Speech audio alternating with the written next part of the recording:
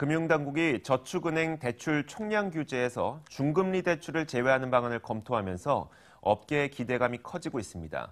총량 규제 여파로 기업 대출 등 다른 활로를 찾아왔던 만큼 규제가 완화되면 주력 사업인 중금리 대출에 다시 기지개를 펼 수 있을 것이란 판단 때문입니다. 이은하 기자입니다.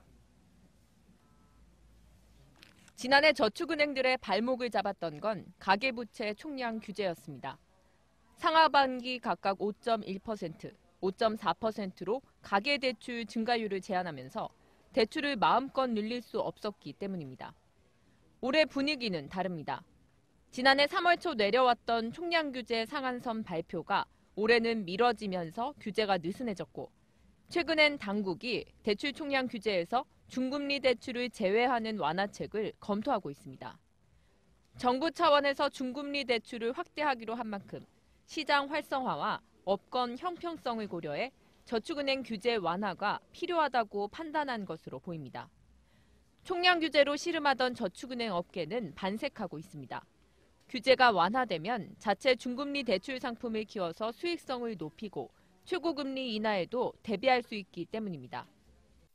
업체들 입장에서는 중금리도 올라오고 중금리 빼주는 것만이어도 좋은 일이긴 하지만 중금리도 이제 상품이 다양하고 이제 금리레인지가 좀 얇기 때문에 수익이 안 나진 않을 건데. 당국은 아직 확정된 게 없다며 말을 아끼고 있지만 저축은행들은 다음 주 중 총량 규제와 관련한 지침이 내려올 것으로 보고 있습니다. 업계 관계자는 다음 주 당국이 저축은행 중앙회 관계자와 저축은행 각사 대표를 모아 간담회를 연다는 얘기가 있다며 총량 규제 완화책에 대한 내용이 발표될 것으로 보인다고 말했습니다. 다만 중금리 대출에 대한 금리 구간 등 세부적인 요건은 막판 조율이 필요한 상황. 업계에선 사이돌 대출 등 정책 상품과 비슷한 수준으로 결정될 것이란 관측이 높습니다. 머니투데이 방송 이윤아입니다.